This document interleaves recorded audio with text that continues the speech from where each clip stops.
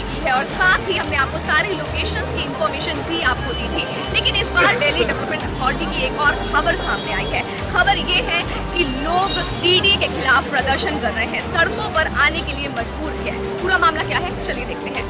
अक्सर हमने देखा है प्राइवेट बिल्डर्स के खिलाफ रोड्स पर प्रदर्शन होता है क्योंकि भारी मात्रा में फ्लैट्स डिलेड है। लेकिन आज एक अनोखी चीज देखने को मिली है, दिल्ली डेवलपमेंट अथॉरिटी के खिलाफ भी प्रदर्शन हो रहा है। जी हाँ, जंतर मंतर पर हजारों की संख्या में लोग यहाँ पर पहुंचे हैं और डीडीए के खिलाफ प्रदर्शन कर रहे हैं। क्या समस्याएं हैं बायर्स की, क्यों मजबूर हो गए हैं सड़कों पर आने के लिए और डीडीए के खिलाफ नारे लगाने के लिए? आइए उन्हीं से जानते हैं कि किस तरह की समस्याएं हैं। आपसे जानेंगे, संक्षेप में बताइएगा क्यों आज मजबूर होना पड़ा है आपको रोड पर आने के लिए? डीडीए ने 2 स्कीम निकाली थी, हाउसिंग स्कीम 2014 और 2017, जिसमें उन्होंने LIG फ्लैट्स के लिए अपने प्रोसेसर में डाला था। इसका एरिया 33 समथिंग था।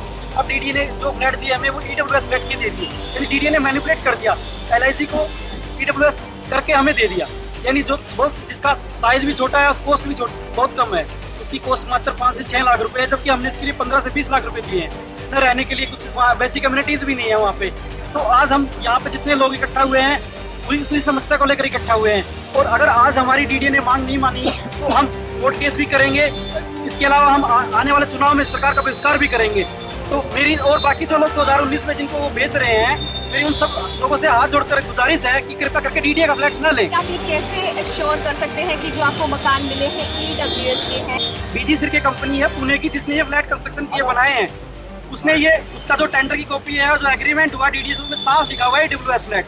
उसकी कॉस्ट मात्र 5-6 लाख रुपए लिखी हुई है साफ टेंडर में। दूसरा, हमने एक RTI डाली है जिससे भी पता लगा है कि हमें ये EWS फ्लैट है। यहाँ तक कि आप किसी भी बोर्ड को आप मिटा के देख लीजिए, डीडीए के जो साइट ऑफिस है उनको देख लीजिए, वहाँ पे आज भी EWS लिखा मिलेगा आपको।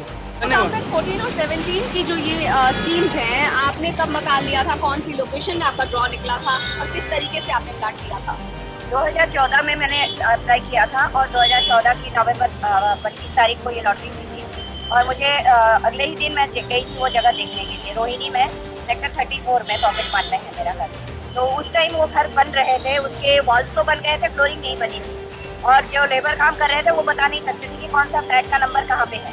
तो उससे हमें कुछ पता नहीं चला कि ये घर कैसा है। बस खुश होके आ गए कि डीडीए की लॉटरी में हमारी नाम आ गई है। पर जब हम वहाँ उसके बाद पेमेंट की, फिर रहने गए, जब रहने लगे तो थोड़े दिन बाद हमें पता चला कि डीडीए क्या कर रही है। एक झुग्गी झोपड़ी कॉलोनी थी, कठपुतली कॉलोनी के नाम से, उसको वहाँ शिफ्ट करने की कोशिश किया, क्योंकि जो घर खाली थे उनको भरने के लिए, उनको हमारे साथ मिंगल करके रखने के लिए।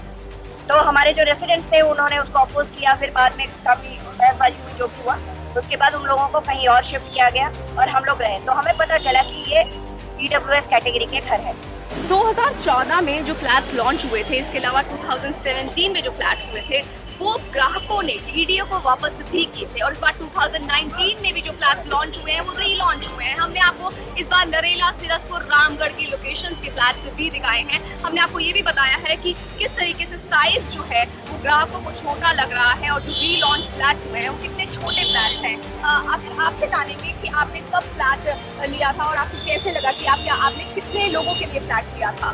दिक्कत ये है, मेन जब ITI दाखिल की गई तब मुझे पता चला कि ये EWS LIG फ्लैट को हमने LIG करके, LIG का पैसा भर के 15 से 20 लाख रुपए दे के हमने एक छोटा सा मकान लिया।